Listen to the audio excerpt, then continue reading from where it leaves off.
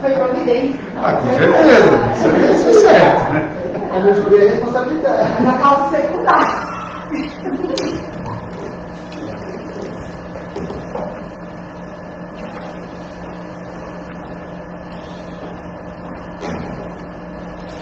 Vamos lá, irmãos? Cumprimento novamente cada irmão com a graça e a paz do nosso Senhor Jesus Cristo, amém? Abra sua Bíblia no Salmo 99, será o salmo que entoaremos aqui, cantaremos em honra ao nosso Senhor. Deixa apenas aberto aí e faremos uma oração.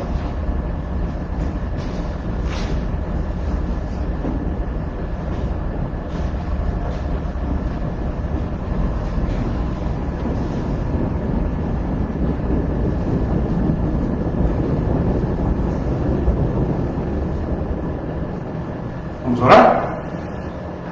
Amados, sei que já oramos aqui, tivemos o nosso momento de confissão de pecados, preparação, mas nesse momento necessitamos da graça do Senhor para cultuá-lo como lhe agrada.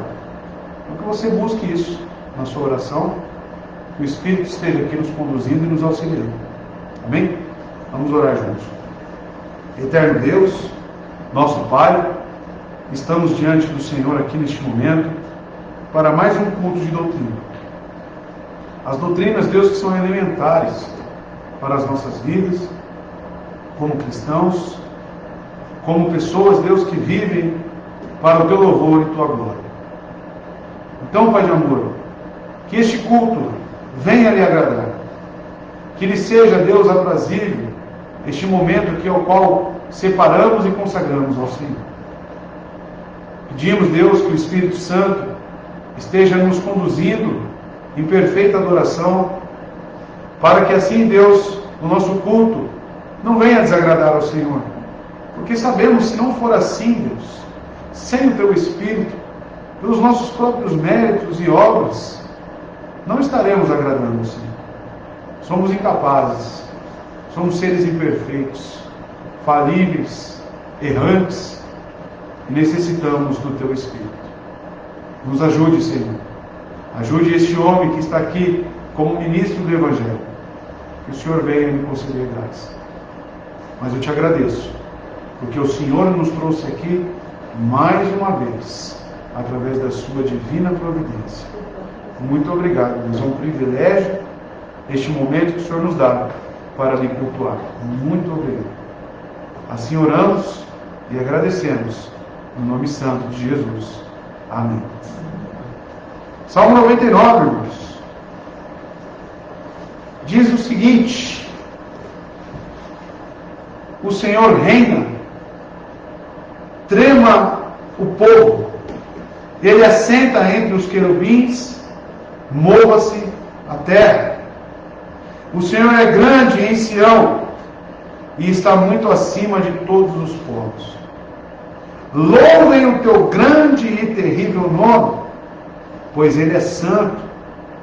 A força do rei também ama o juízo. Tu estabeleces a equidade, Tu executas o juízo e a justiça em Jacó. Exaltai vós o Senhor nosso Deus, e adorai em seu escabelo, pois Ele é santo. Moisés e Arão entre os seus sacerdotes, e Samuel entre aqueles que clamam o seu nome. Eles clamaram ao Senhor, e Ele o respondeu. Verso 7. Ele falou a eles na coluna de nuvens.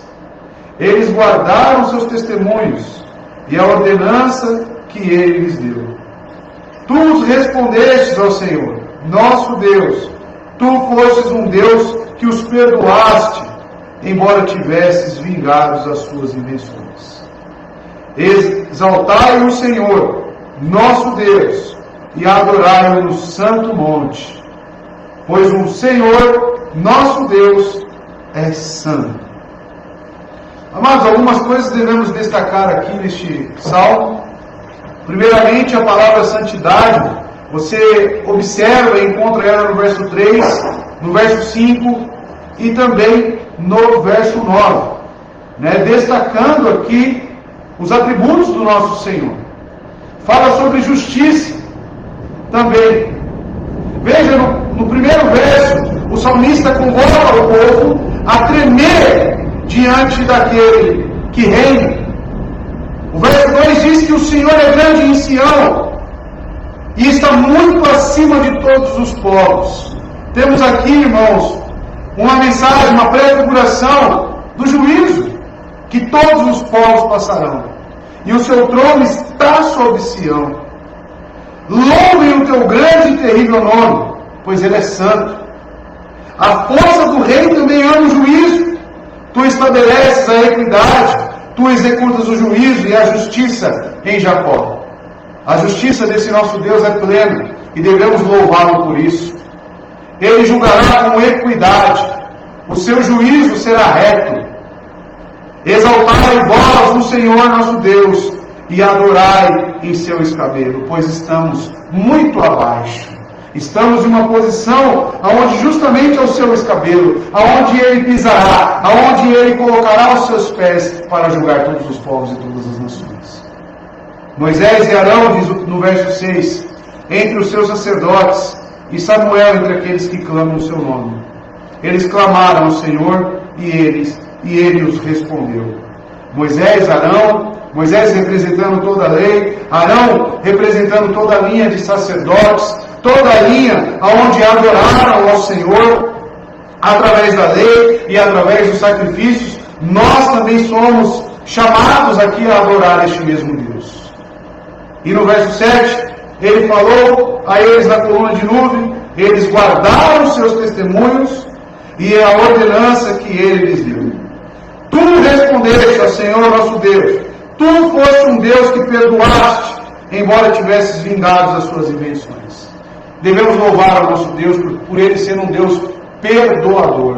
Perdoou Arão, justamente por ter feito um bezerro de ouro também, dentre outros pecados que ele cometeu. Perdoou Moisés diante dos seus pecados, e assim ele perdoa aqueles que são remidos pelo sangue de Cristo. Devemos louvá-lo por isso, irmãos. E no verso 9, ele diz: exaltai o Senhor nosso Deus e adorai no seu santo monte, pois o Senhor nosso Deus é santo. E nós estamos aqui reunidos para adorá-lo. Com base em que, irmãos? Na sua santidade, na sua justiça, no que ele fez por nós para nos perdoar. Este é um salmo que remete a todos esses princípios, a qual foram aqui expostos. Vamos ficar de pé então e vamos adorar ao Senhor com base no Salmo 99.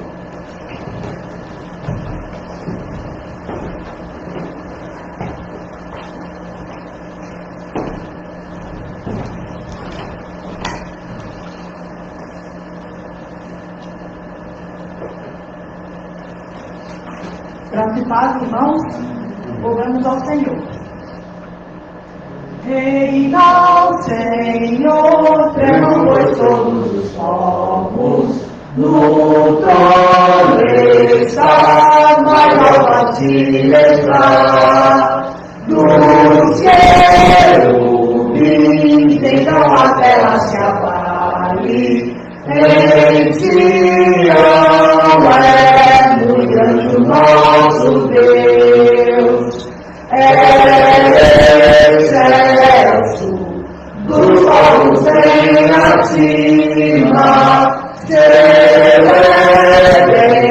bendito teu nome, ó Deus, tremendo, sim, grande no está o teu nome, é muito grande, santo teu nome, ó Deus, é forte, rei, o rei que ama a justiça, tu firmas, pois, Senhor, a retidão, e em Israel, executando a justiça, e o juízo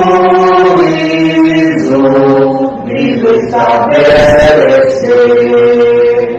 exaltai-o, aos teus prostrados, anjos teus pés, pois santo é o nosso Deus. Moisés, Arão e Samuel invocavam, e a atenção lhes dava, pois o Senhor Deus lhes falou, pois a coluna de nuvem e as suas leis guardavam eles sim. E tu, Senhor, lhes respondestes pregando, mesmo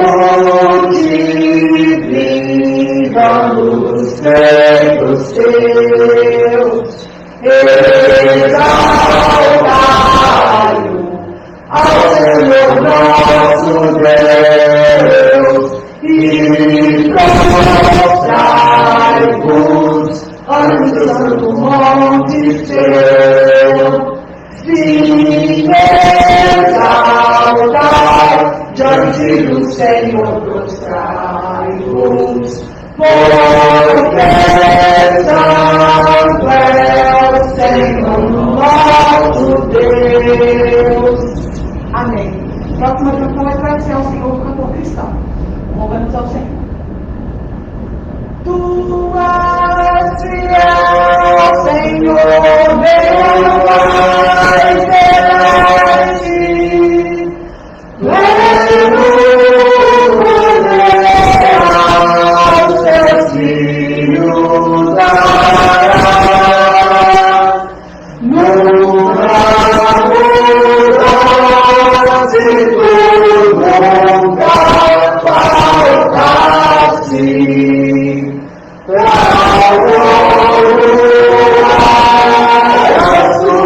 Sempre serás. Tu és fiel, Senhor. Tu és fiel, Senhor. Dia após dia, bênção sem fim. Tua sempre sustenta e guarda. Tua fiel, Senhor, fiel a mim. Flores e frutos, montanhas e mares, suas estrelas do céu a brilhar, tudo criaste na terra e nos ares, todo universo vem pois te louvar. Tu és fiel, Senhor. Tu és fiel, Senhor. Dia após dia, qual bênção sem fim. Tua sempre sustenta e me guarda. Tu és fiel, Senhor, fiel a mim. A minha próxima canção fala que Cristo é o Senhor e sempre reinará. Louvemos ao Senhor. Não há outro igual a ti. Tu somente és Deus, toda a terra te adora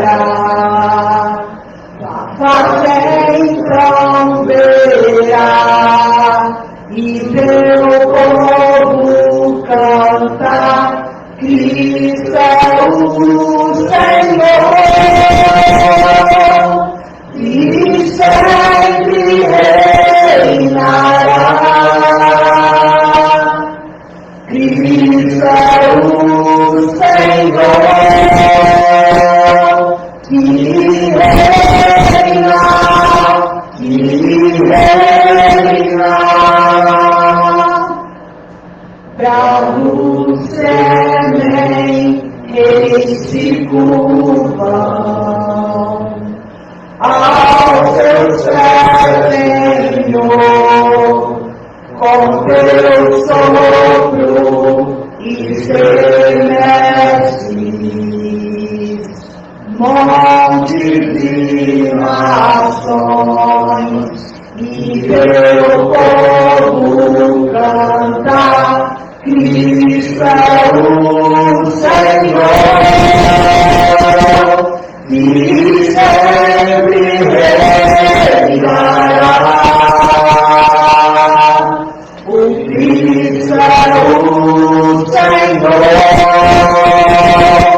e reina, e reina.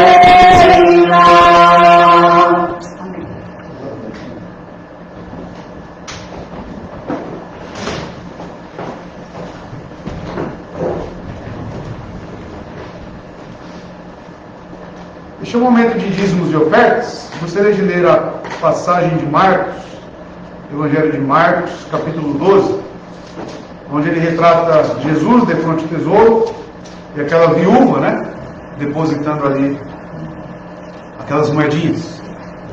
Gosto bastante desse texto também, porque nos remete o verdadeiro significado do dízimo ou oferta, como você quiser chamar, no Novo Testamento.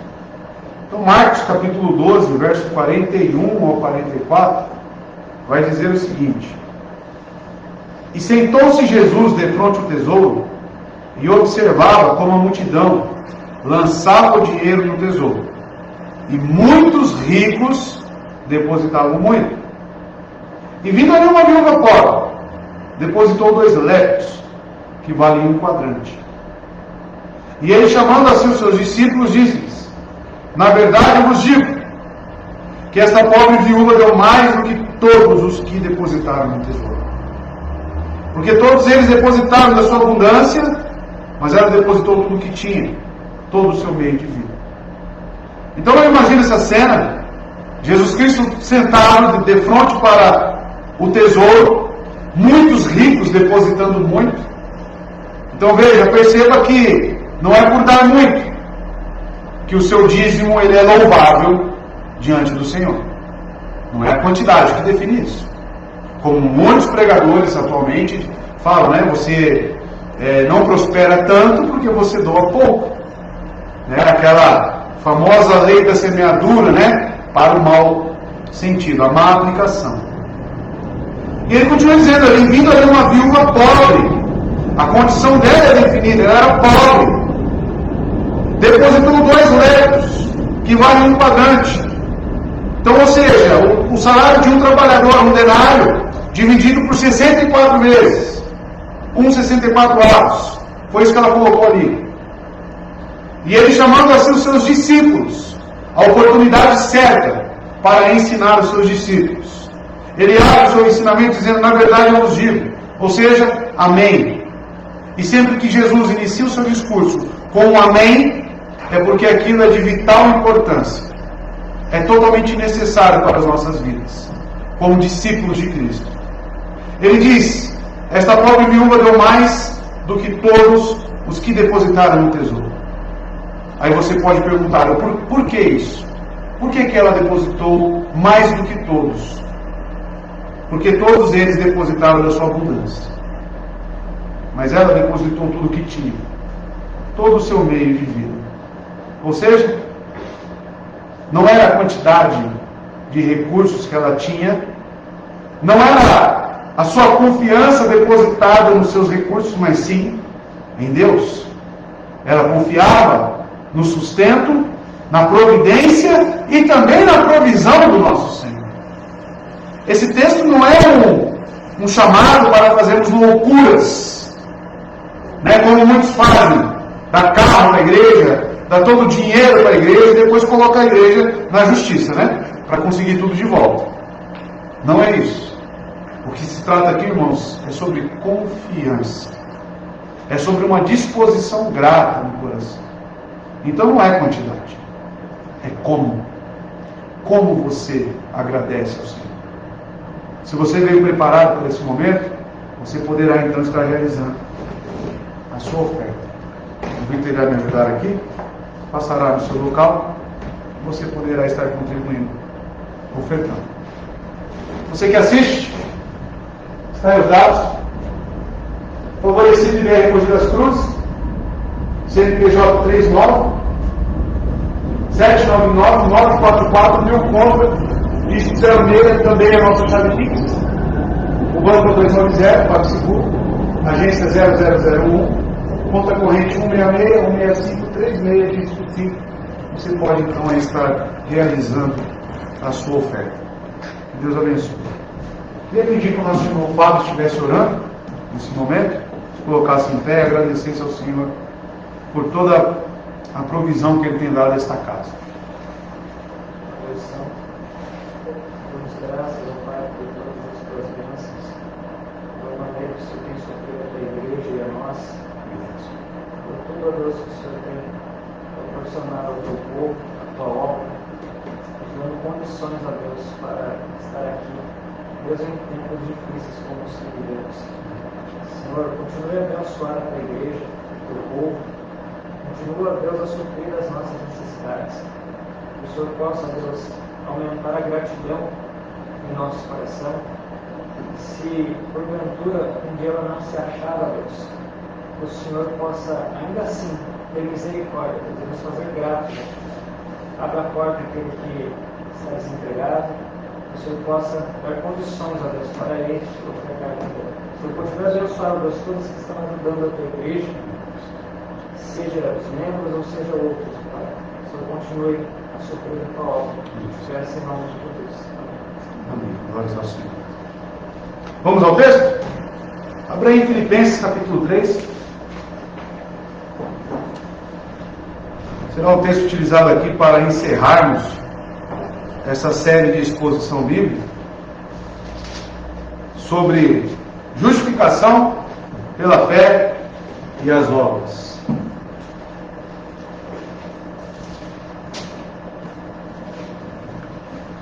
Vou ler do verso 1 ao verso 9 do capítulo 3 de Filipenses. Primeira leitura, como sempre, versão King James, depois eu vou usar aqui a João Ferreira de Almeida. Diz o seguinte o texto: No mais, meus irmãos, regozijai no Senhor, escrever-vos as mesmas coisas não me é penoso, mas para vós é segurança. Guardai-vos dos cães, guardai-vos dos maus obreiros, cuidado com a mutilação. Porque a circuncisão somos nós, que adoramos a Deus em espírito e nos regozijamos em Cristo Jesus, e não temos confiança na carne. Verso 4: Embora eu também possa ter confiança na carne, se algum outro homem pensa que pode confiar na carne, ainda mais eu.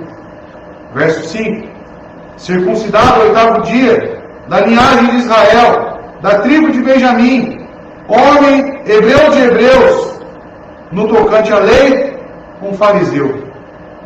Verso 6: Segundo o zelo, perseguidor da igreja, no tocante à justiça, que está na lei, irrepreensível.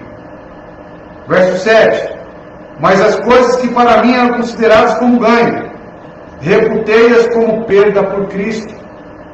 Verso 8: E na verdade eu tenho também por perda todas as coisas, pela excelência do conhecimento de Cristo Jesus, meu Senhor, pelo qual sofri a perda de todas as coisas, e que as considero como esterco, para que possa ganhar a Cristo. E 9 e último: E seja achado nele, não tendo a minha própria justiça, que vem da lei, mas a que vem pela fé de Cristo.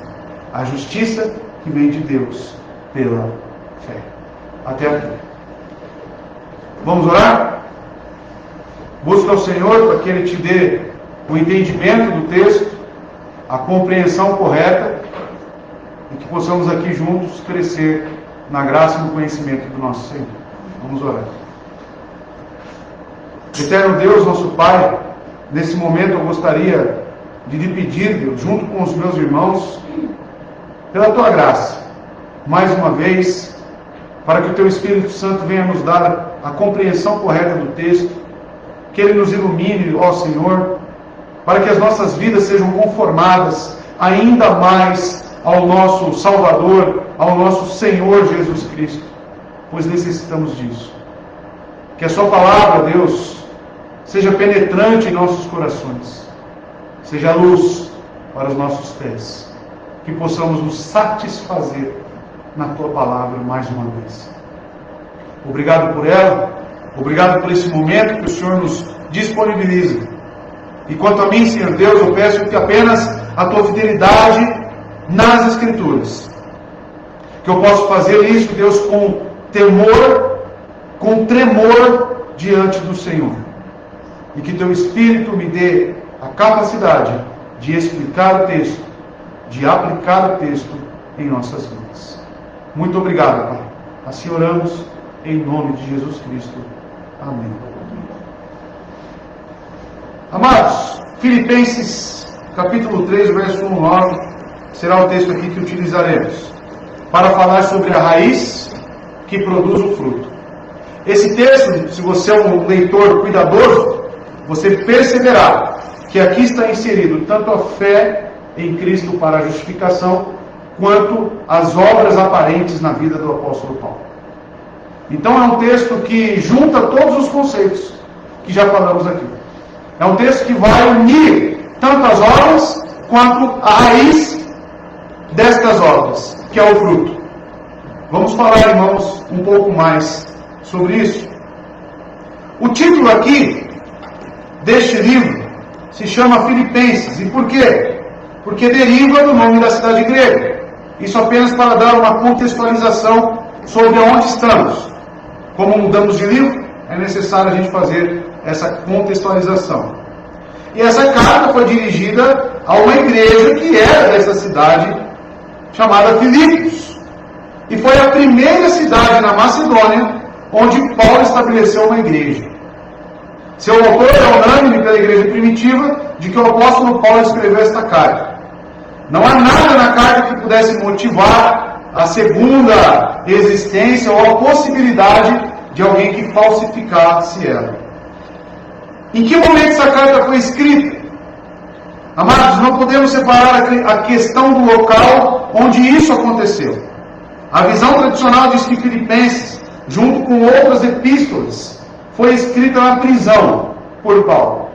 Tanto esta quanto Efésios, Colossenses, Filemão foram cartas escritas na prisão. E no primeiro aprisionamento de muitos que Paulo passou. Neste, ele está em Roma, por volta de 60 a 62 depois de Cristo.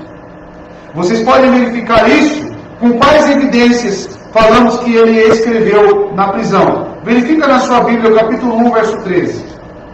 Olha o que ele diz. De maneira que as minhas prisões em Cristo se tornaram conhecidas em todo o palácio e em todos os demais lugares. Então existe um palácio, existe um local aonde ele está preso. Capítulo 4, verso 22, vai dizer a mesma coisa. Confira na sua Bíblia.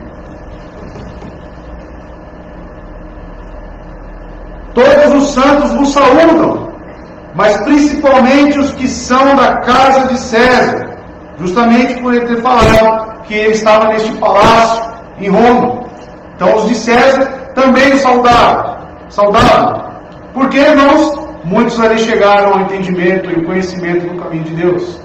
Paulo em Roma, ele também continuava pregando o Evangelho e pessoas vinham ao conhecimento.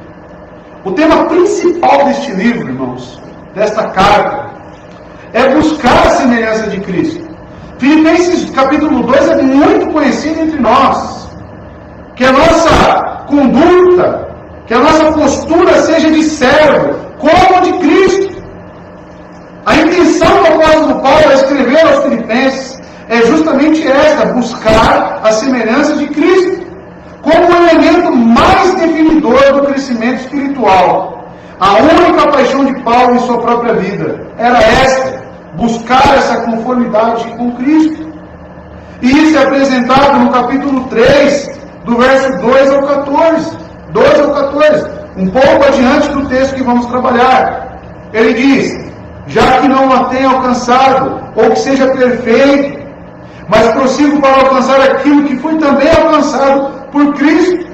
Irmãos, não julgo que haja alcançado, mas uma coisa faço, e é que, esquecendo-me das coisas que para trás ficaram, e avançando para as coisas que estão diante de mim, prossigo para o alvo. E que é esse alvo? Cristo, pelo prêmio da soberana vocação de Deus em Cristo Jesus. Esse é o objetivo de Paulo ao escrever essa carta. Paulo, inclusive, utiliza seu próprio exemplo com base para a refutação da justiça própria, o que vamos trabalhar aqui. E contém sérias advertências quanto a isso, irmãos. Por isso que eu escolhi esse texto, porque em termos de justificação pela fé e sobre auto-justificação pelas obras, este texto vai abordar os dois assuntos. Paulo adverte contra os maus obreiros, que pondo sua confiança na carne, buscam estabelecer justiça própria e perfeição, em contraste com os verdadeiros servos de Deus. O próprio Paulo podia vangloriar-se de muitas prerrogativas externas. Ele sim poderia. Porém, o que ele fez? As rejeitou, as considerou como esterco, e passou a confiar totalmente na justiça de Cristo, em que ele se apressa para ter essa perfeição em Cristo, e exorta os filipenses ao imitarem. Para isso, para entender melhor, irmãos, vamos expor o texto.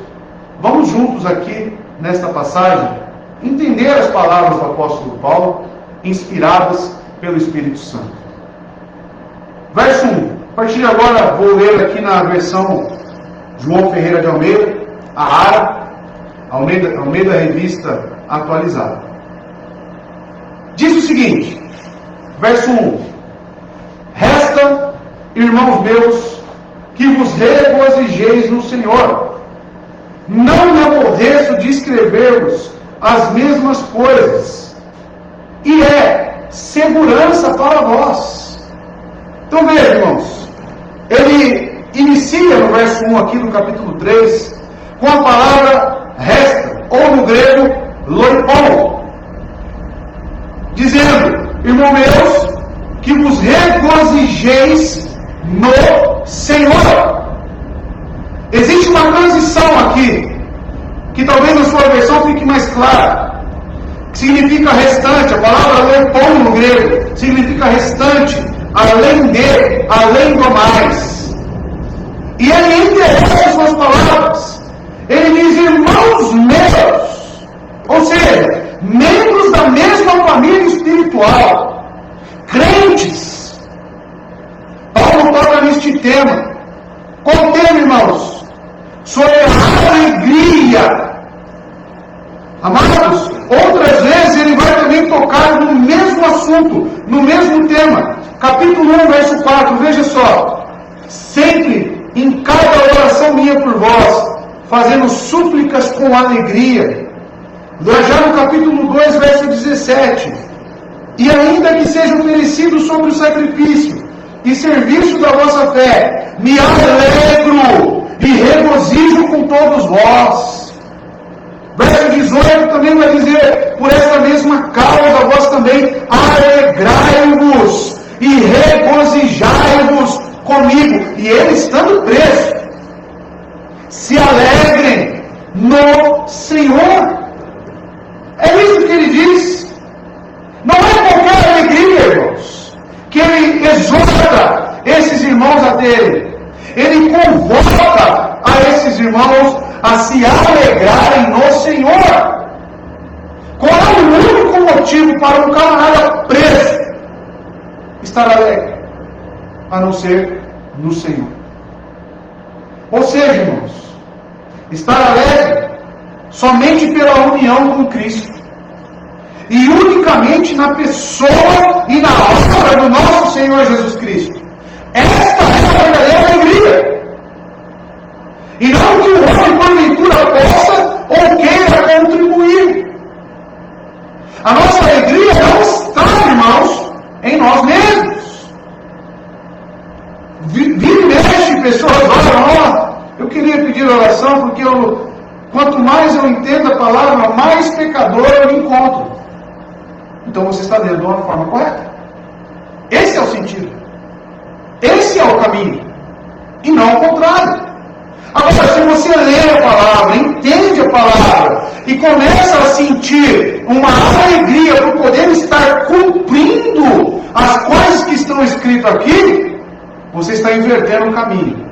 A sua alegria tem que estar no Senhor, não nos seus méritos e não nos seus feitos. Mas então não deve obedecer nada? O que você obedecer, se alegre nele, porque é por causa dele e das suas obras que você é capaz de obedecer a alguma parcela das Escrituras. Veja, ele diz: regozijeis no Senhor. E ele ainda acrescenta no verso 1: não me aborreço de escrever-vos as mesmas coisas.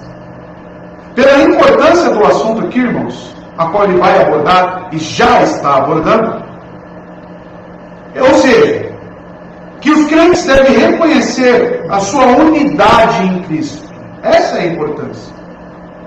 E não devem permitir que essa unidade seja afetada pelos inimigos. Em vista do fato de que esses oponentes são muito perspicazes e determinados para ele, para Paulo, orientar essa igreja, escrever essa igreja, não é uma tarefa ingrata. Mesmo que seja repetidas vezes, tudo que é útil para o ensino, mesmo que seja repetidas vezes, isso não é de modo algum enfadonho. Por isso que ele diz: não me aborreço de escrever-vos as mesmas coisas. Porque, irmãos, nesta igreja existe um sério perigo de pessoas estarem distorcendo o Evangelho. E se ele escreve, ele diz: e é segurança para nós, segurança para eles. Se ele está escrevendo, é para o próprio benefício daqueles irmãos. Vemos como o apóstolo Paulo os havia admoestado claramente contra os adversários, instando com eles e permanecerem unidos em vigilância para com esses inimigos e combatê-los com a única arma verdadeiramente eficaz, que é qual, irmãos? A palavra da vida, as Escrituras, como uma precaução que lhe servirá de segurança espiritual. Com base em que eu digo que o apóstolo Paulo já deu sinais que aquela igreja estava passando por problemas com falsos mestres? Leia no capítulo 1, verso 27 e 28. Olha o que ele diz: para eles estarem unidos. Olha só: que vossa conversa seja digna, conforme o Evangelho de Cristo, a palavra, para que, quer vá e vos veja, quer esteja ausente, ouça acerca de vós, que estáis no mesmo Espírito, com uma só mente, combatendo juntamente pela fé no Evangelho. Verso 28. Em nada vos aterrorizeis pelos vossos adversários, o que para eles, na verdade, é indício de perdição, mas para nós, da salvação, e isto de Deus. Ou seja, Paulo identifica que essa igreja está passando por problemas com falsos mestres. E agora, irmãos, nesta sessão aqui que eu retirei, do verso 1 ao 9 do capítulo 3, ele vai nos mostrar quem são esses falsos mestres. Mas o que isso tem a ver com justificação pela fé e as obras que justificam a nossa fé? O que isso tem a ver? Os falsos mestres, meus irmãos, eles atacam justamente nesta questão. E ele vai trazer para si próprio o exemplo do que não fazer e também do que fazer. E isso é o que torna o texto realmente rico. A palavra, quando ele diz aqui, é segurança para vós, ou seja, tudo que ele está escrevendo para esses irmãos é para a segurança deles mesmos e para nós, irmãos. E para nós. Vem do grego as paras e significa literalmente para não tropeçar ou para não ser derrubado. Os falsos mestres proclamando a salvação, esses que ele vai aqui identificar, eles proclamaram a salvação através de rituais, cerimônias, legalismo, e representam uma séria ameaça para essa igreja, para aqueles irmãos. E Paulo finalmente advertiu os filipenses para que eles não caíssem, permanecessem vigilantes, como era no Evangelho de Cristo, com o mesmo pensamento. É isso que ele está trazendo aqui de conceitos, irmãos. Então o verso 1 nos mostra a intenção de Paulo. Nos mostra por que ele está escrevendo essas palavras. Verso 2, ele começa a identificar os inimigos. Verso 2 diz: guardai-vos dos cães, guardai-vos dos maus obreiros, guardai-vos da circuncisão ou mutilação, aí conforme a sua Bíblia. E note aqui que existe uma tríplice reiteração, ou seja, uma tríplice confirmação. Ele diz 3 vezes: acautelem-se ou guardai-vos. E esta é uma maneira, irmãos, de enfatizar ou ressaltar algo. A ênfase é mais eficaz quando as palavras surgem na forma de mandamentos ou exortações.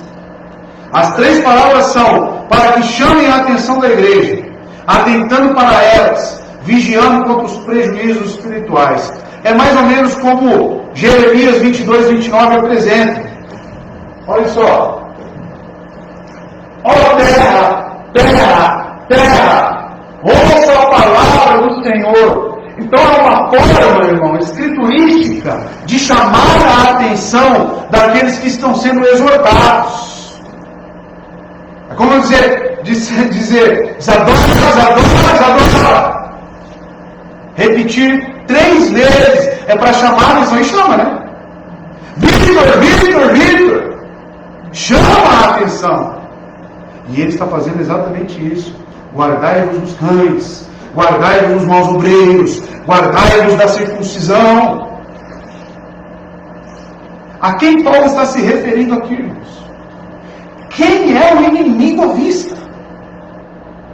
Que tipo de evangelho é este que ele está combatendo?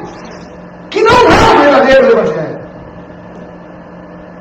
Paulo descreve seus oponentes, como vocês já leram e viram, como cães, maus obreiros e aqueles que são da mutilação. E ele tem em mente uma única espécie de inimigo. E não 3 tipos diferentes. Não, irmãos. Porque isso é evidenciado pelo contexto ao qual estamos. Há apenas um único inimigo. A mutilação em contraste com a circuncisão. E é do coração.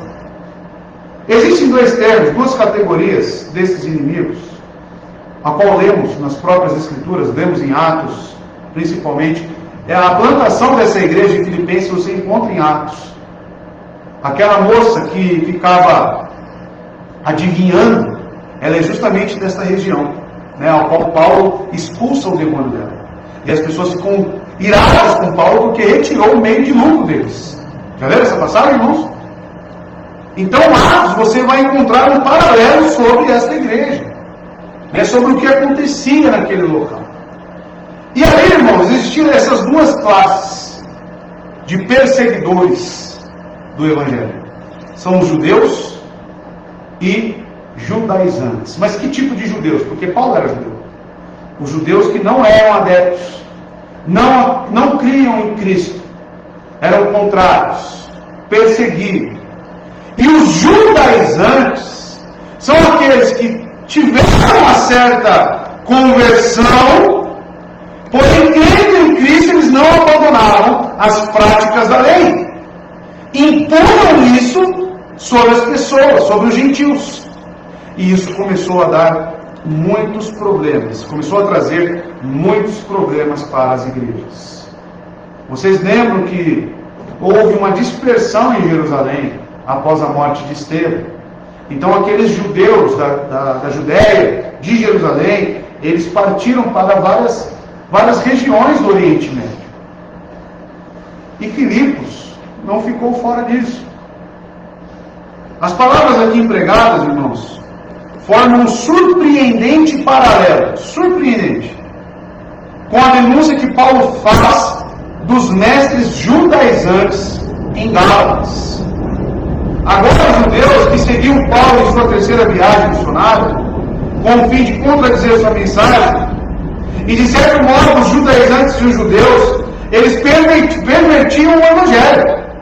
Eles tinham algo comum. O quê? Perverter o Evangelho. Eu vou trazer os textos para que fique mais claro. Olha a exortação do apóstolo Paulo aos Gálatas, capítulo 1, versos 6 a 9. Veja só. Admiro-me de que vocês estejam abandonando tão rapidamente aquele que os chamou pela graça de Cristo, para seguir outro Evangelho, que na realidade não é o Evangelho.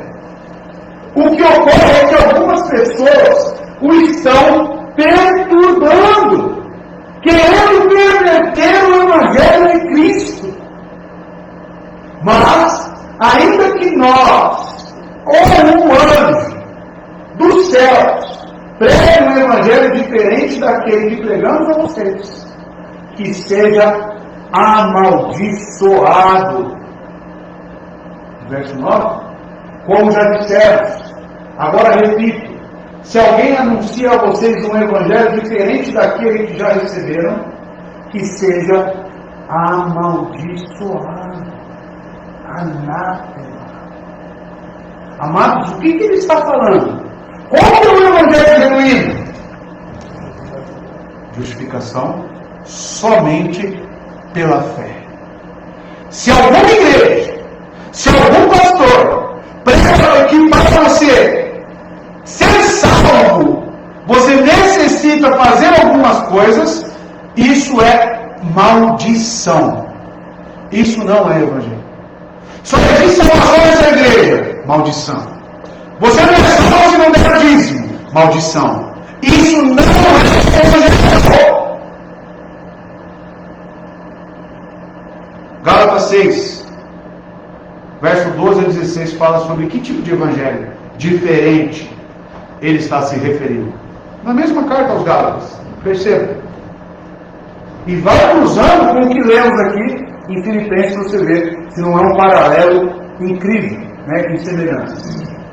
Os que desejam causar boa impressão, exteriormente, boa impressão exteriormente. Então esse já é o primeiro sinal.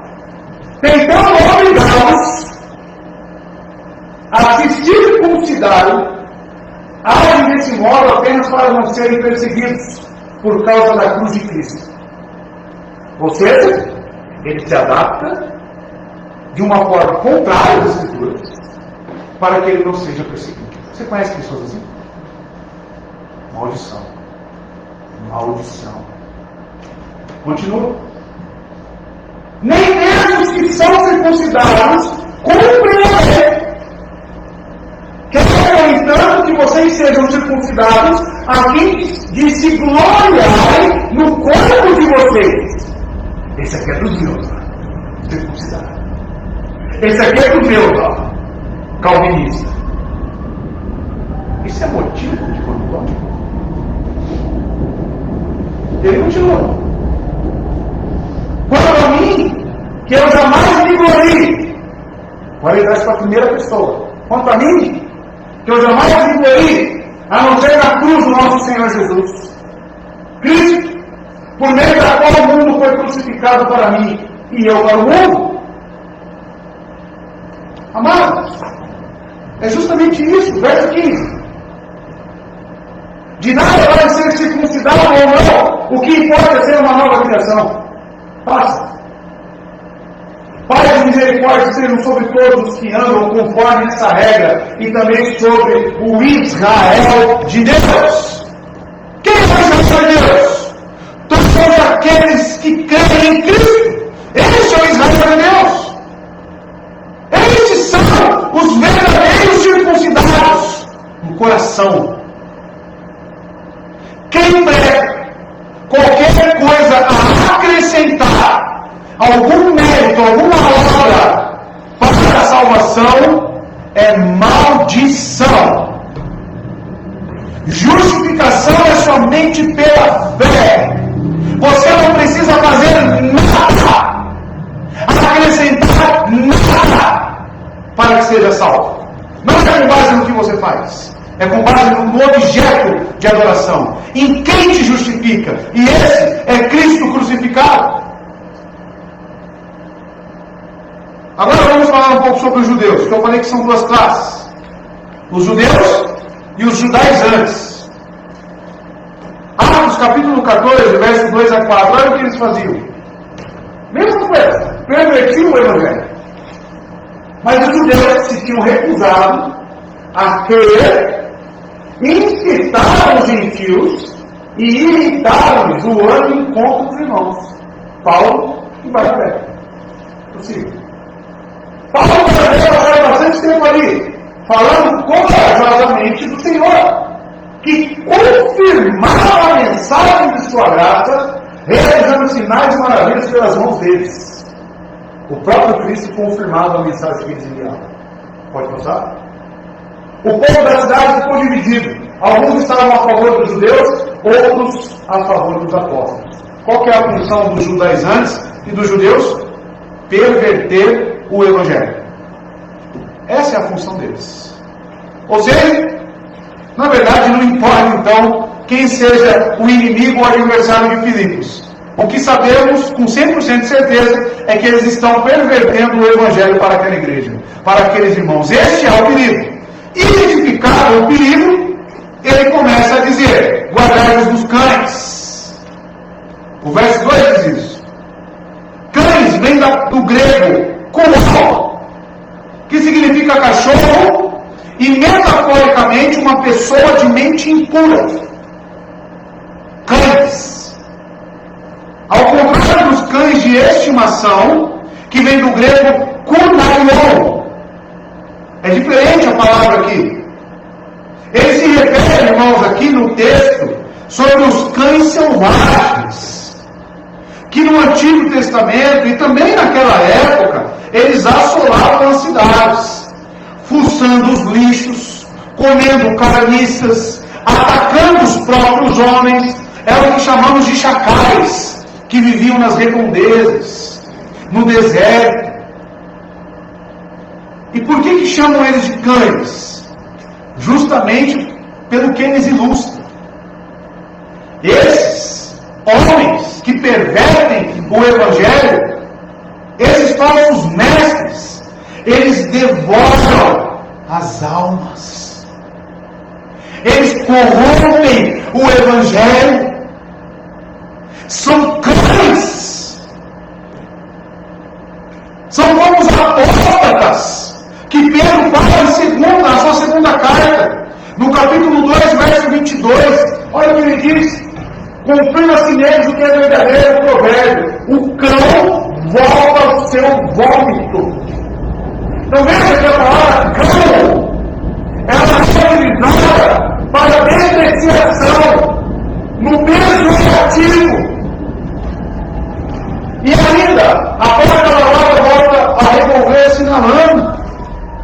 Paulo diz a essa igreja, a esses irmãos, guardai-vos dos cães. Se você está voltando uma igreja que não tem pregado o evangelho é salvação, somente pela fé, saia dessa igreja. Fuja desses cães. Quem tem esse sinergismo, irmão? É o quê? Anátema. O que é sinergismo? Deus dá uma parcela de graça e o restante é pela conta do homem. Então, uma ação conjunta. Semi-pelagianismo. O pelagianismo é pior ainda. Para que o homem não tenha condições de se arrepender, depende unicamente e exclusivamente do homem. Anátema. Conhece igrejas que pregam isso? Pregam o evangelho genuíno? Tem conversão nessa igreja, irmão? Não tem, irmão. Se não tem evangelho genuíno, como Jesus conversões genuínas? A salvação é somente pela fé. Guardai-vos dos cães. O que os judaizantes faziam, irmãos? É só você comparar com o que vivemos hoje. O que os judeus faziam? Temos duas figuras, uns que professavam a fé. Você crê em Cristo? Sim. Mas o pastor não, aí tem que circuncidar. Aí você tem que oferecer sacrifício. Aí você tem o ritual da lua. Aí você tem a festa do Purim. Peraí. Não é somente pela fé? O que Cristo pregou?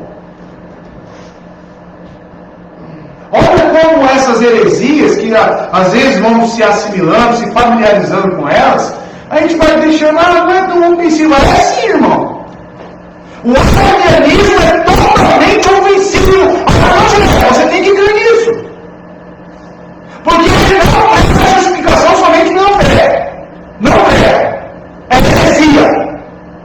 É heresia. A justificação é somente pela fé. Essa é a nossa marca. Isso é ser reformado. Isso são as 5 solas, irmãos. E além disso, acima disso tudo, está a Bíblia. A palavra de Deus que nos afirma isso. Ele continua. Guardai-vos dos maus obreiros. Além de cães, devoradores de almas, eles são maus obreiros. Esses homens são trabalhadores ímpios, maliciosos, obreiros fraudulentos e obreiros da iniquidade. Mas pelo menos ele está pregando Cristo. Que Cristo? Qual tipo de evangelho ele está pregando? É só porque uma frase acompanha o nome Jesus Cristo, você já assimila que aquilo vem realmente de Deus? Quem foi o Leonardo que mandou o vídeo do Lázaro? Agradecendo pela bicicleta? O que ele agradece lá? Ele falando em nome de quem? Em nome de Jesus Cristo. Não é porque a igreja fala de Jesus, significa que ela está pregando o evangelho de Jesus. Cuidado, irmão. Agora, pode ser que exista nessas igrejas pessoas que creem na justificação somente pela fé? Pode ser, eu acredito na salvação dela. Mas aquela igreja, para mim, não é uma igreja de Cristo. E por isso que a salvação é individual. Deus não depende da igreja, da denominação. Ele vai lá e ele comunica a sua verdade para a pessoa. Mas não vem falar que foi através do evangelho fraudulento. Não vem falar que foi através daquela igreja que prega mentiras e heresias. Não foi dessa forma. Então foi de qual? Não sei. Eu sei que alguém pregou, ou ela leu a própria palavra e ela veio o conhecimento. Mas não foi através desses maus obreiros, desses cães. Então, irmão, para de passar pano. Para de passar pano para Arminiano. Para de passar pano para a heresia. Se posicione, meu irmão. Se posicione e fale que isso não é evangelho. Isso é maldição. Porque a própria palavra diz: isso é anátema. Isso é maldição. E é isso que nós temos que entender.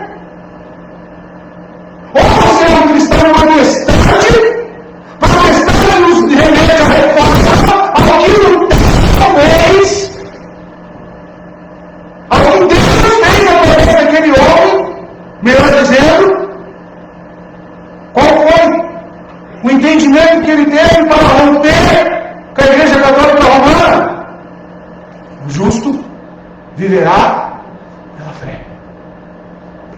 Ou seja, justificação somente pela fé. Guardai-vos os maus obreiros.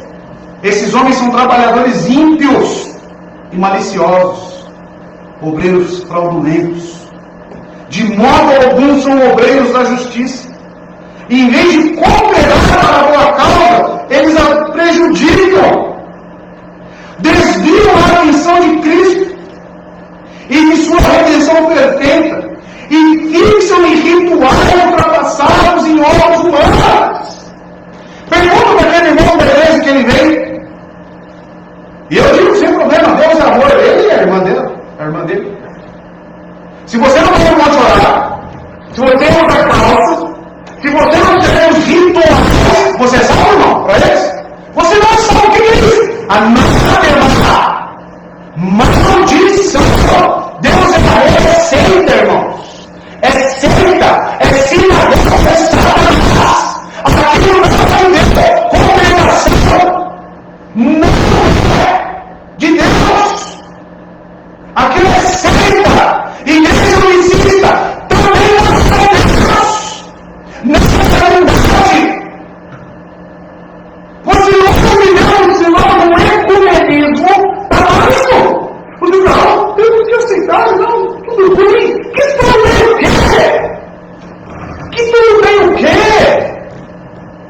Isso não existe, meus irmãos. A própria Bíblia refuta isso.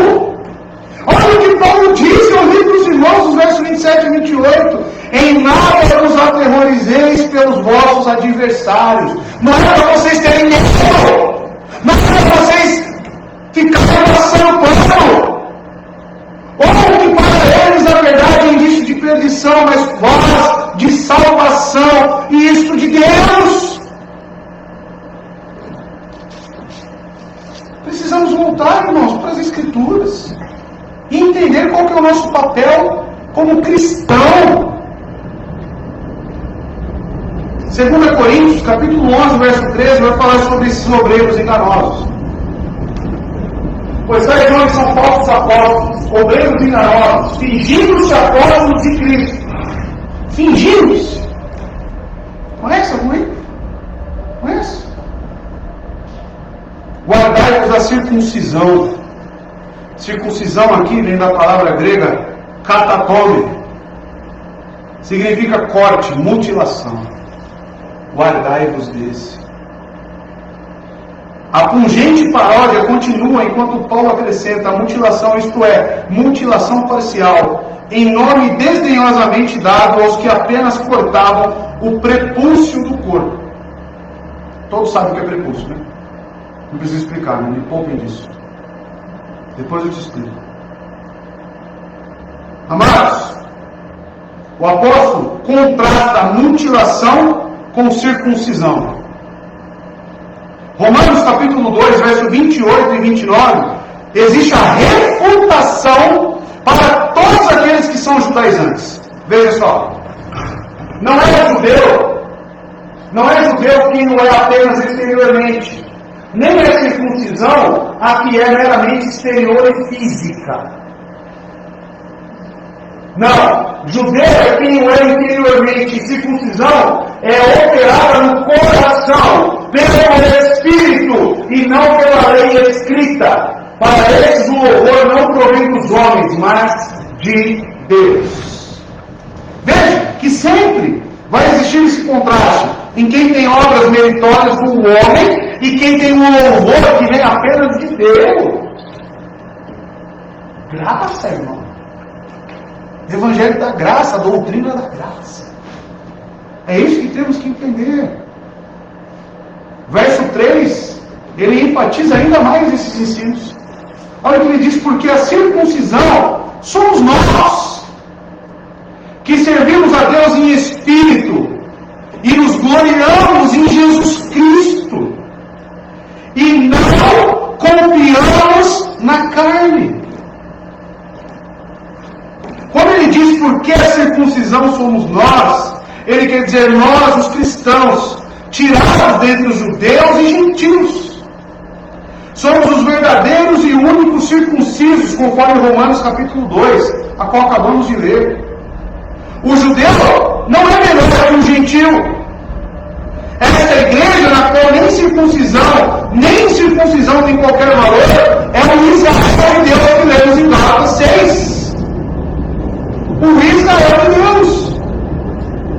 Todos quantos pertencem a esta igreja têm por pai Abraão. Quem são os verdadeiros filhos de Abraão? Gálatas capítulo 3, verso 9 e 29 vai dizer: aqueles que creem em Cristo Jesus. Esses são os descendentes de Abraão. Veja, irmãos, que o centro da questão é a fé na pessoa e obra de Cristo, somente. Romanos 3, verso 21 e 24, não existe distinção. Olha só.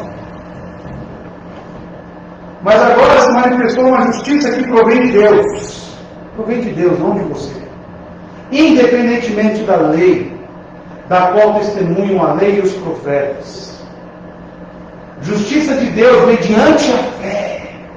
Mediante a fé em Jesus Cristo, para todos os que creem, todos. Não há distinção. 23, pois todos pecaram. É tudo igual, não é japonês, não é judeu, todos pecaram. Todos. Não existe aquele ali é mais santo. Não, aquele ali é um cidadão melhor que eu, não. Todos pecaram e estão destituídos da glória de Deus. Sendo justificados, ou seja, salvos, ou seja, perdoados, ou seja, remidos gratuitamente. Se é grátis, irmão. Você não pagou nada. Você é remido, você não deu um centavo. Você não fez nada. Sinergismo é vida. Justificado gratuitamente por sua graça, por meio da redenção que há em Jesus Cristo. Isso é Evangelho. Isso é Evangelho. Não é outra coisa. O problema é que leem isso, falam sobre isso, mas acrescentam umas cositas a mais. É ou não é? Ou seja, analfabetismo funcional. Lê, mas não sabe o que está lendo. Ou seja, cegueira espiritual mesmo. Esse é o nome.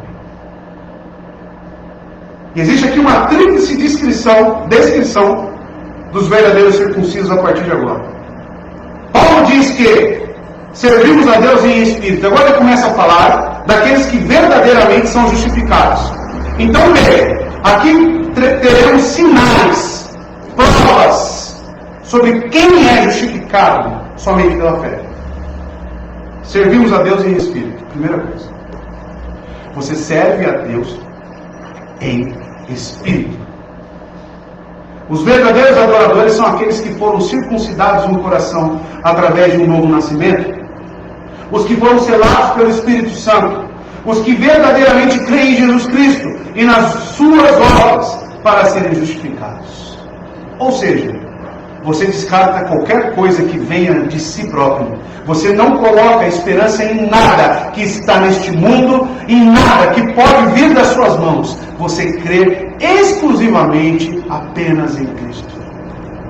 É só isso. E quando servimos a Deus em espírito, isso significa servi-lo por algo que é transcendente à matéria. Isso vem de encontro, meus amados, com a adoração verdadeira que o próprio Cristo fala à mulher samaritana. João, capítulo 4, verso 23. Quem são os adoradores que ele busca? No entanto, está chegando a hora, e de fato já chegou, em que os verdadeiros adoradores adorarão o Pai em espírito e em verdade. São estes os adoradores que o Pai procura. Aí sabe o que se fez em remete? Qual é o segundo mandamento? Qual é o segundo mandamento? Não farás imagens, esculturas, ou seja, qualquer meio que traga Deus para o nosso nível. Qualquer forma de representatividade do nosso Senhor para acrescentar a adoração. Isso é proibido no seu próprio mandamento. Nada. O que ele quer? Que o adoremos em espírito. Que o adoremos pela fé. Que o sirvamos pelo que Cristo realizou. Essa é a diferença. Não pelo que você faz. Não pelo que você acrescenta. Não. Segundo a descrição sobre os verdadeiros circuncisos, ele diz: e nos gloriamos em Jesus Cristo.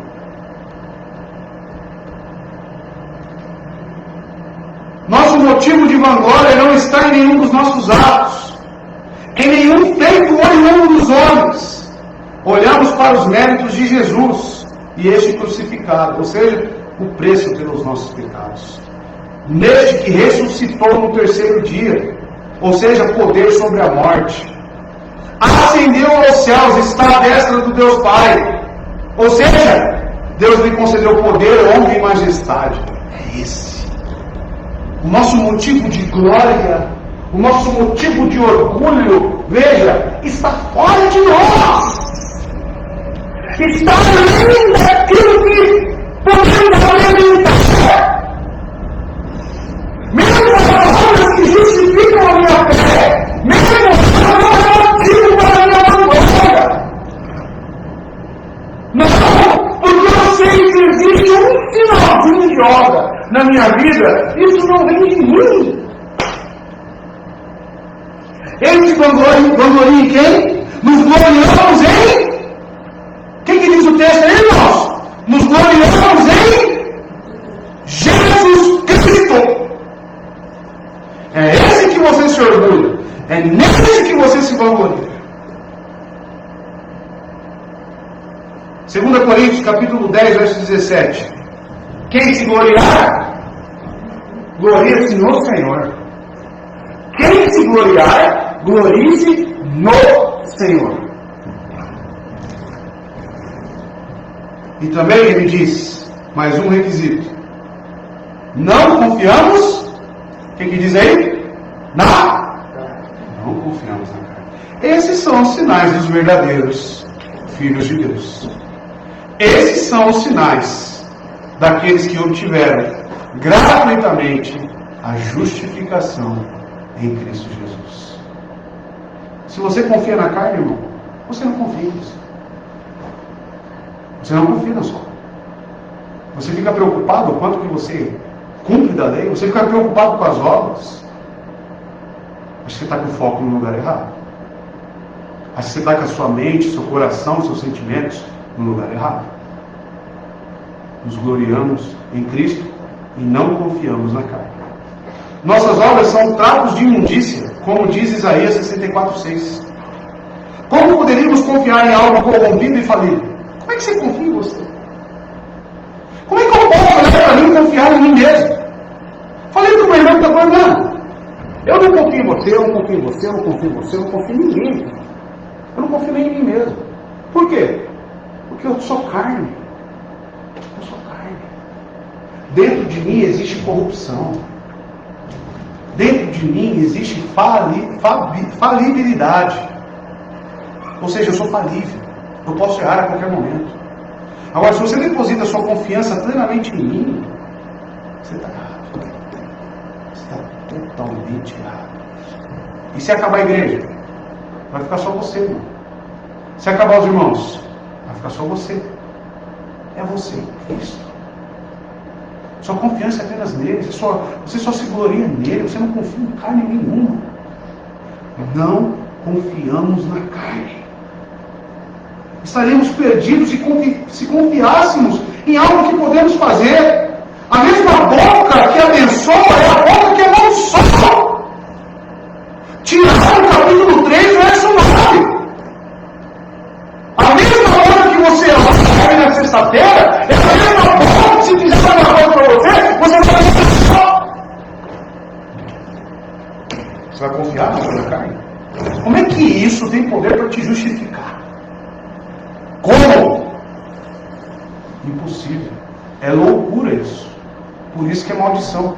Por isso que é anátema. O que entendemos por carne? Veja só como isso é interessante. Em termos gerais, carne é qualquer coisa à parte de Cristo. Sobre a qual alguém baseia a sua esperança de salvação.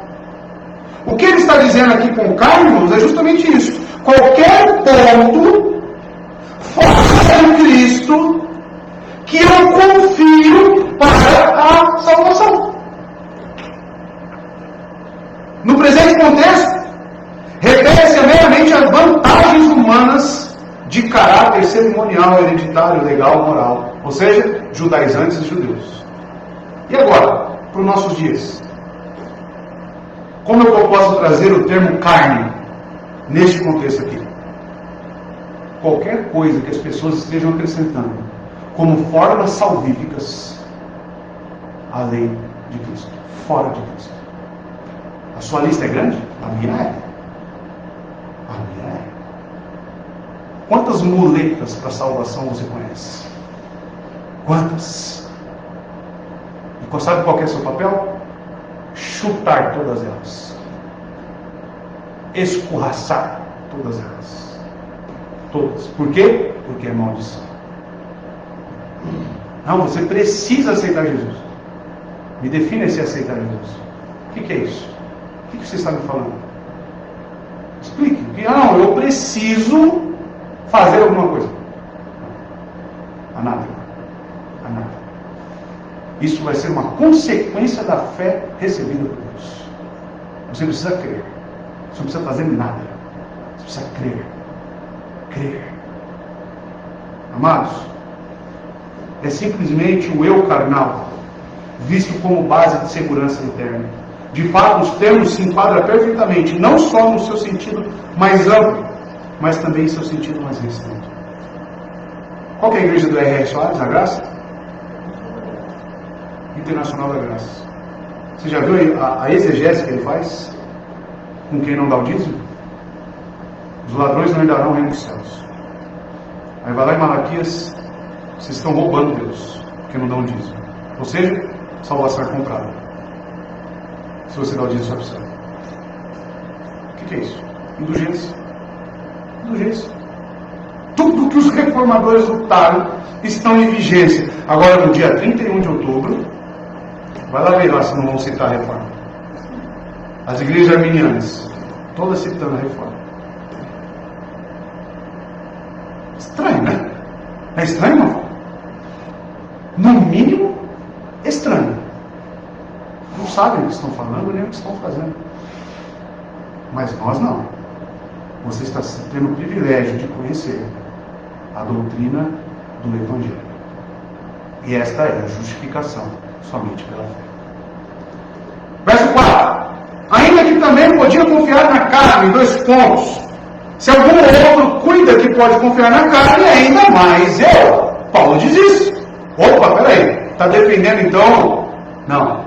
Ele está contrapondo os judeus / judaizantes. Ora, ao escrever que ele mesmo poderia confiar na carne, não significa que depois de tudo, ele considere as vantagens cerimoniais e hereditárias. Não é isso. Ao contrário, ele quer dizer que se este era realmente o cara, se esta é realmente a sua fé, então ele mesmo, ainda mais que os judaizantes, teria razão em tê-las como base de confiança. Ou seja, nesses termos aí de acrescentar alguma coisa para a salvação, Paulo está falando, eu sou o melhor. Eu sou o melhor. Em termos de justiça própria, nenhum de vocês aí que estão defendendo isso é melhor do que eu. É isso que ele está falando. Caso fosse verdadeiro, né? Caso fosse verdadeiro. Verso 5, ele começa a explicar o porquê.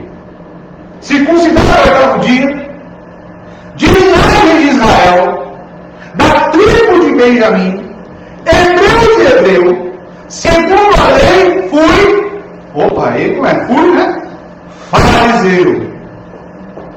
A razão que o apóstolo fala aqui, circuncidado ao 8º dia, é porque ele menciona a circuncisão antes mesmo de dar detalhes a respeito da sua linhagem. Provavelmente seja porque era este o mesmo rito pelo qual os judaizantes estavam ali disputando. Então, se o tema é circuncisão, eu sou circuncidado. Isso estava em estrita concordância com a lei. Você vai ver isso na lei em Gênesis 17, verso 12, em Levítico capítulo 12, verso 3. Ou seja, eu estou cheio de obras. Eu cumpri a lei, circuncidado, estou dentro. Continua, da linhagem de Israel. Paulo era descendente justamente desse mesmo Israel. Ele pertencia, pois, ao povo eleito, ao povo do concerto, povo exclusivamente privilegiado. Ele estava dentro. Ainda mais ele diz, da tribo de Benjamim. Olha que a tribo de Benjamim não é qualquer tribo. É uma das principais tribos. E por que ele faz menção da tribo de Benjamim? Segundo alguns comentaristas, irmãos, por razões como estas, os benjamitas se constituíam na elite de Israel, em sua mais elevada aristocracia. Essa tribo ocupou sempre um lugar de destaque e de honra nas batalhas de Israel. Ou seja, a sua linhagem era da linhagem superior. Hebreu de hebreus, ele diz. De fato, Paulo era hebreu, ou seja, um israelita. Ele era de fato hebreu de hebreus, ou seja, o mais puro dos puros. A expressão idiomática aqui enfatiza a pureza da sua linhagem. Hebreu, filho de pais hebreus, portanto, definitivamente um hebreu como nenhum outro. Como nenhum outro. Quer mais obras? Quanto à lei, fariseu. Com referência à lei de Moisés, Paulo foi escolhido ser fariseu. Era ele filho de fariseu. Põe Atos 23, verso 6, por favor, aí. Ele fala isso. Filho de fariseu. Aqui reflete como o seu período pré-cristão, ele se orgulhava desse fato, ou seja, da sua posição e honra. Como fariseu, na religião dos judeus, ele se avantajava a muitos dos seus compatriotas da mesma idade. Porque o fariseu, irmão, sentava nos primeiros lugares. O fariseu, ele era cumprimentado, as pessoas elogiavam os fariseus. Olha só. Então Paulo, sabendo que alguns deles eram saduceus e outros fariseus, travou no sinédrio. Irmãos, sou fariseu, filho de fariseu. Obras. Está tudo diante dos irmãos. Será que ele tinha motivos então para crer nisso? No anátema? Continua no verso 6. Ele não para não. Segundo o zelo, perseguidor da igreja. Segundo a justiça que há na lei, irrepreensível. Quanto ao zelo perseguidor da igreja, Paulo foi um dos mais amargos e cruéis perseguidores dos cristãos primitivos. Em seu zelo pela lei, respirava ameaças e morte contra os discípulos do Senhor Jesus. a saber, a igreja. Se o zelo perseguidor pudesse ter aberto as portas do céu, Paulo teria tido uma entrada direta. Quanto ao zelo, tudo aquilo que ele achava como heresia, tudo aquilo que ele tinha como errado, que apontava a Deus, olha só o zelo que ele tinha. Ele queria extinguir, eliminar. Quanto ao zelo, perseguidor da igreja. Então, se fosse na base dos méritos, de zelo, ele tinha entrada direta no céu. E continua. Quanto à justiça legal, quanto à justiça da lei, ele era o quê? O que isso significa? E Cristo fala para a nossa justiça exceder em muito a dos. Você acha que é copiando o que eles fazem? Você acha que é cumprindo toda a lei? Para exceder a justiça dos fariseus, você precisa colocar toda a confiança na obra e na pessoa de Cristo. Somente assim você vai exceder a eles. Não é sendo uma pessoa cumpridora de ritos. Não. Paulo fora tão áspero em sua observância externa da lei do Antigo Testamento, como interpretada pelos líderes religiosos do judaísmo, que em perseguição dessa retidão legal chegou a ser irrepreensível, isto é, segundo o juízo humano, em que os próprios fariseus, eles olhavam para Paulo e tinham ele como? Esse aqui é gabarito. Esse é o primeiro a chegar na igreja. Esse é o que está em tudo, todos os cultos de oração. Irmãos, não estou falando que isso é ruim. Eu estou falando que as pessoas colocam isso como características para poder ser salvo. Paulo era esse, irrepreensível.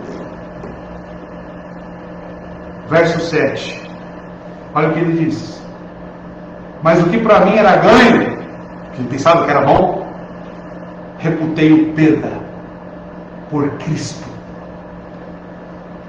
Os motivos dos versos 5 e 6, eles não eram ruins em si. É ruim ser da tribo de Benjamim? É ruim ser hebreu de hebreus? É ruim ser zeloso na obra de Deus? É ruim isso? Não é ruim. Receber o sinal da aliança não é mal em si mesmo. Na verdade, é uma bênção. Tudo isso que Paulo falou era bom. E não é uma bênção pertencer ao povo ao qual Deus confiou os oráculos de Deus. Isso não era bom? Com certeza. E a forma que se ele não era boa? Também. Da mesma maneira, o zelo e a conduta irrepreensível. Isso era bom. E onde que é encontrado o risco aqui então? Quando essas mesmas coisas começam a ser vistas como base de autossatisfação e de autoglorificação. Quando elas são consideradas como bilhete de ingresso para o céu. Legalismo. Então se convertem em adversários. Todos esses lucros se convertem em grande perda. Este é o sereno e ponderado juízo de Paulo. Então aquilo que ele achava que era bom, por que era bom? Porque ele tinha autossatisfação naquilo que ele era como fariseu, ele tinha uma autoglorificação com base em quem ele era, mas quando ele teve encontro com Cristo, ele começou a entender que tudo isso que era para ele bom, ou era ganho, ele reputou como perda por Cristo. Verso 8. E na verdade, tenho também por perda todas as coisas, pela excelência do conhecimento de Cristo Jesus, meu Salvador, pelo qual sofri a perda de todas as coisas e as considero como esterco, para que possa ganhar a Cristo. Amados, quando ele diz isso, tenho também por perda todas as coisas, Paulo reforça a sua declaração anterior. E isso de duas maneiras. Primeiro repetindo, e em segundo, afirmando quando considera como prejuízo em detrimento não apenas as coisas mencionadas no verso 5 e 6, mas também as demais coisas que pudessem impedir uma plena aceitação de Cristo e sua justiça. Tenho também por perda todas as coisas. Não só o que ele disse nos versos anteriores. Qualquer coisa que fique entre você e Cristo é maléfico. Tem que ser considerado como perda. Amados, o que está dentro de todas essas coisas? Podemos incluir neles o apreço exagerado pelas possessões materiais. Aí entra o primeiro mandamento: não terá portugueses diante de mim. Primeiro mandamento. Amados,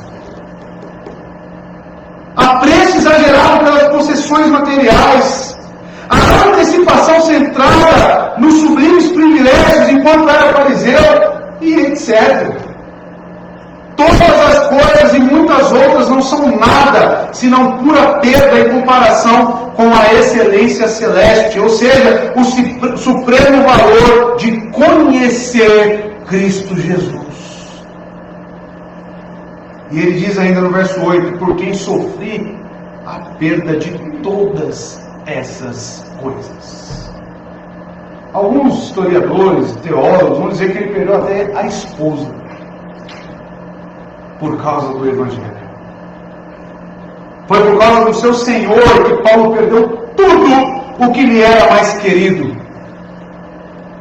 O orgulho da sua tradição, da sua linhagem, da sua ortodoxia, da sua observância externa da lei como irrepreensível. Tudo!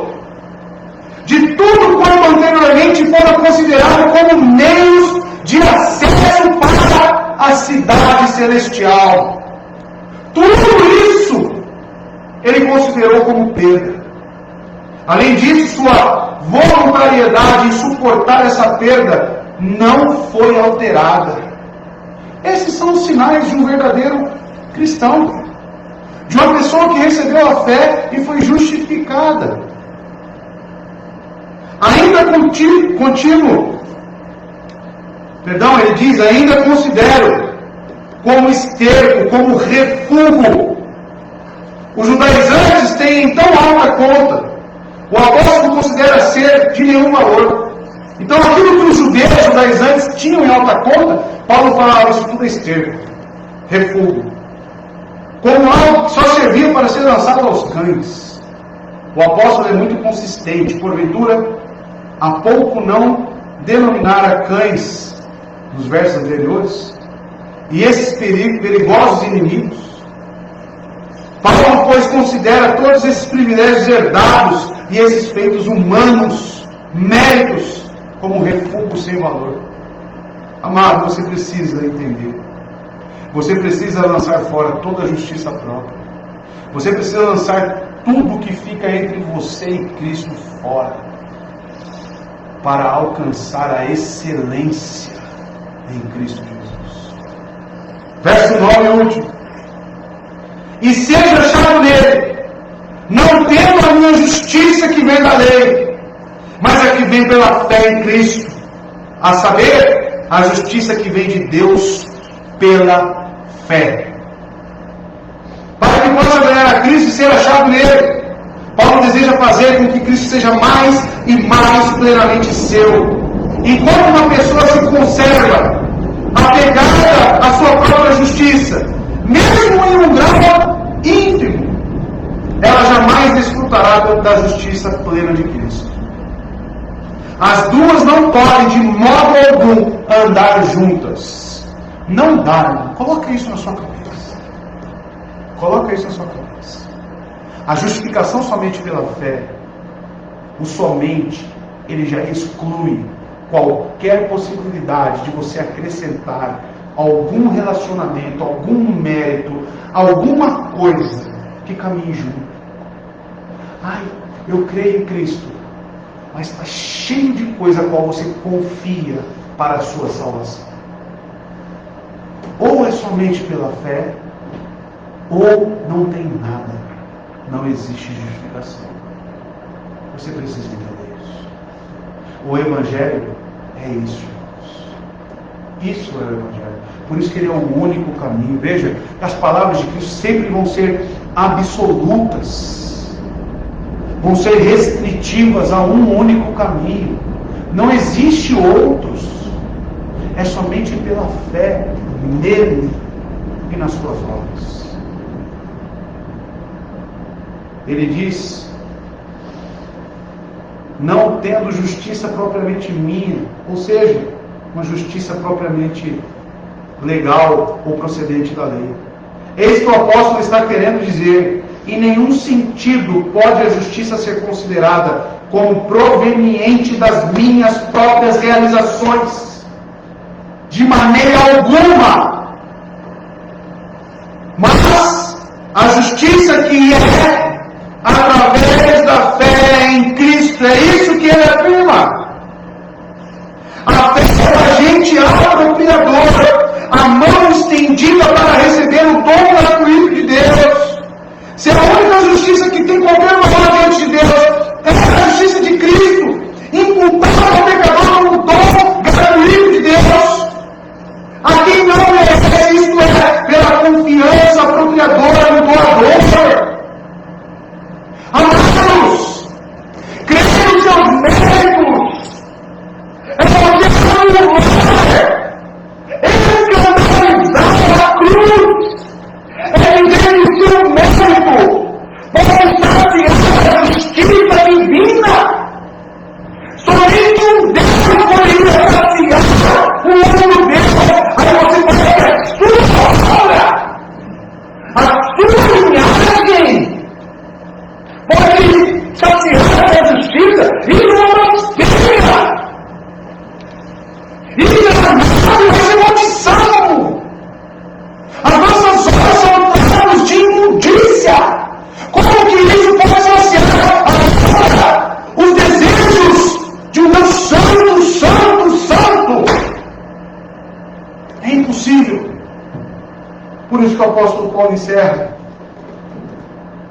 a saber, mas a que vem pela fé em Cristo, a saber, a justiça que vem de Deus pela fé. Voltamos lá para Romanos capítulo 3. Mais uma vez. Amados, vocês perceberam as obras acompanhando Paulo? Vocês já perceberam que as obras justificavam a fé que ele tinha em Cristo? Aonde? Em que ponto? Amados, quando ele considerou todas essas coisas como perda. Quando ele disse que o seu motivo de glória é apenas no Senhor. Esses são os sinais dos que verdadeiramente creem. E para encerrar e concluir, voltamos para a primeira pregação aqui, não sei se você estava presente. Você lembra do seu João e do seu Carlos? Os exemplos que foram colocados aqui? E aí? Agora estamos em condições para voltar lá naqueles dois casos. Devemos receber o seu João ou o seu Carlos? Ou talvez ambos? Para que você recorde a resposta do seu João quando perguntado: o que te faz pensar que é um cristão? João disse: bem, eu acho que a minha vida inteira demonstra que eu sou um cristão firme. Eu cresci na igreja, sempre fui religioso. Acredito que a Bíblia é a palavra inerrante de Deus e tenho as crenças profundamente reformadas e bíblicas. Eu leio a Bíblia, eu oro todos os dias e nunca deixo de ir a um culto na igreja. Eu oferto na igreja, contribuo generosamente com organizações cristãs de caridade, participo de todas as conferências reformadas que posso. Sou um marido fiel, um bom pai, um trabalhador honesto. Por esses motivos, creio que sou um cristão. O seu Carlos disse o seguinte: eu nasci de novo, fui justificado, sou salvo e confio somente no sangue de Cristo para a salvação. Todo louvor seja a graça soberana de Deus. Aleluia. Qual dos dois, ou ambos, você admitiria na igreja? Tragicamente, hoje milhões de pessoas são como o Sr. João, principalmente no nosso mundo. Pessoas que não têm a menor ideia do que significa ser justificado diante de Deus. Esse é um estado e uma condição espiritual terrível. O Sr. João precisa ler e meditar em oração nos livros de Romanos, Gálatas, Efésios e Filipenses. Mas e quanto ao Sr. Carlos? Infelizmente, há muitos como o Sr. Carlos também. O problema deles é o oposto do Sr. João. João é um legalista. O Sr. Carlos é um antinomiano. Em todas as palavras certas, mas não possui nada para provar a realidade do que ele diz, o Carlos. A sua língua fala muito, mas a sua vida não mudou. Não há nada de santo nesse homem. Ele fala e nada mais do que isso. Apenas fala. Qual você admitiria à igreja? O livro ao qual eu tirei a base para todos os sermões, do Jeffrey Johnson, ele conclui que nenhum outro. Ele diz a essas duas pessoas que vocês ainda não têm a fé em Cristo. Neste momento, vocês não podem ser membros dessa igreja. E a gente? Você vê frutos, irmãos. Porque na verdade Tiago escreveu exatamente para isso. O Sr. Carlos precisa ler e refletir em oração na epístola de Tiago. Enquanto o outro tem que ler Romanos, Gálatas, Efésios, Filipenses, esse aqui precisa ler Tiago em oração. Na verdade, Tiago escreveu exatamente para isso. Para os cristãos hipócritas. Tiago diz a tais pessoas: mas dirá alguém: tu tens a fé, eu tenho as obras. Mostra-me a tua fé sem as tuas obras, e eu te mostrarei minha fé pelas minhas obras. Tiago 2, verso 18. E a pergunta que eu faço aos irmãos: você vê frutos sendo produzidos em sua vida? Os frutos das boas obras que brotam da raiz da fé, da justificação. Há um desejo em seu coração de viver em obediência a Deus? Vá se respondendo aí, porque eu já me respondi enquanto fazia isso. Você vê uma prática crescente, habitual, progressiva de justiça em sua vida? Vou perguntar de novo. Você vê uma prática crescente, habitual, progressiva de justiça em sua vida? Nós não estamos perguntando se você é perfeito ou se jamais peca. Não é isso. Nenhum de nós atende a esse padrão. Mas você percebe em seu coração o desejo de seguir a palavra do nosso Senhor Jesus Cristo? Você tem esse desejo? Você é convencido quando você peca? A sua consciência começa a lhe falar quando você peca? Ou está tudo certo? Tudo normal? Você se sente verdadeiramente arrependido quando cai em pecado? Você sente que o seu amor pelo mundo diminui cada vez mais? Você encontra dentro de si um amor cada vez maior pelas coisas de Deus? Mesmo que seja, irmãos, um sim aí nas suas respostas, bem tímido, bem pequeno. Se você diz sim ao responder essas perguntas, ainda que seja um sim tímido, certamente há uma verdadeira fé enraizada dentro de você, que está produzindo frutos. Não é necessariamente uma grande fé em Deus que salva, mas sim a fé em um grande Deus. Vou repetir. Não é necessariamente uma grande fé em Deus que salva, mas sim a fé em um grande Deus. E esse é o nosso Senhor Jesus Cristo. Agora, o que não pode existir, irmãos, é a dicotomia cristã. Se por outro lado você vê uma dicotomia em sua vida, ou seja, você vem na igreja aos domingos, ouve a palavra de Deus, depois volta para o mundo e não há mudança na sua vida, então isso é motivo de grande preocupação, como já vimos aqui nessa igreja. Pessoas que queriam levar uma vida dupla. Isso se chama dicotomia. Se pergunte: se você é esse. Minha fé é verdadeira? É uma fé viva? A raiz da fé graciosa existe dentro de mim? Se pergunte isso. Somente a fé salva, mas a fé que salva nunca estará sozinha. E Tiago nos ensinou isso. Ela sempre será acompanhada de boas obras, mesmo que essas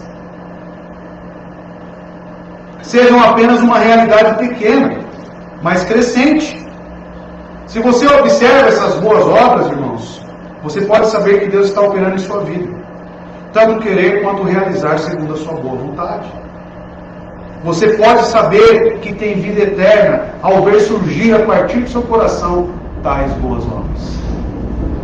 Isso autentica a nossa fé.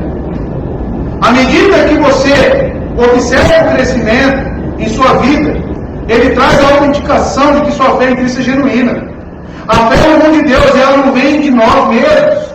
Quando Deus dá o dom da fé, ela é viva, ela sempre será viva e dará provas de si mesmo através das boas obras. Como Paulo e Tiago falam, uma só coisa, e ensinam a justificação somente pela fé. Eles apenas olham para a fé a partir de perspectivas diferentes. Então não existe contradição. E uma comparação entre os dois livros, para encerrar, Tiago expõe o hipócrita que afirma ter fé, ou seja, Carlos, o seu Carlos, mas cuja afirmação é contrariada por suas ações e seus frutos são artificiais, o que por sua vez prova que suas raízes são artificiais.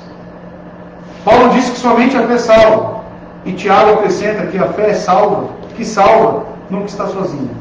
A fé salvífica é uma fé que age. Se nós somos verdadeiramente cristãos, a raiz da justificação deve produzir o fruto da justificação, assim como teve na vida de Paulo. É isso que devemos entender para as nossas vidas. Que Deus te abençoe. Aqui está concluído a doutrina da justificação e o que são as obras que acompanham. Sei que esteve presente conosco. Espero que Deus tenha lhe ensinado, acrescentado alguma coisa na sua vida. E assim vamos caminhando cada vez mais próximo do nosso Senhor. Amém? Vamos orar? Fique de pé. Eu vou despedir os irmãos.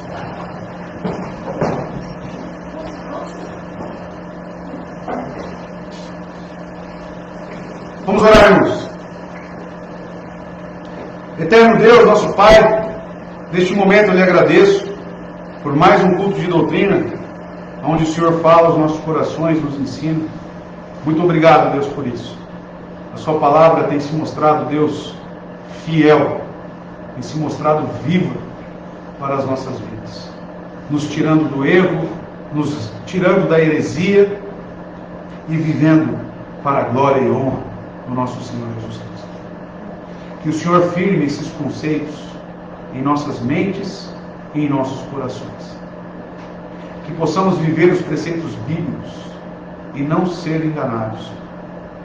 Que o Senhor afaste dessa igreja, através, Deus, da nossa fé, daquilo que cremos, os cães, os maus obreiros, aqueles que são da mutilação. Porque é certo que muitos aí fora, Senhor, estão mutilando a alma das pessoas. Esteja conosco, Senhor, cada vez mais, para que o Seu nome seja glorificado em nossas vidas. Nos ajude, Senhor, pois precisamos e sabemos que as nossas obras nada são diante do Senhor. Muito obrigado. Que a graça e a paz do nosso Senhor e Salvador Jesus Cristo, que o amor de Deus e a comunhão do Espírito Santo esteja com toda a igreja, esteja com todos nós. Assim oramos em nome de Jesus. Amém. Deus te abençoe, meu filho. Uma ótima semana e até sexta-feira, se Deus permitir. Bom? Deus abençoe.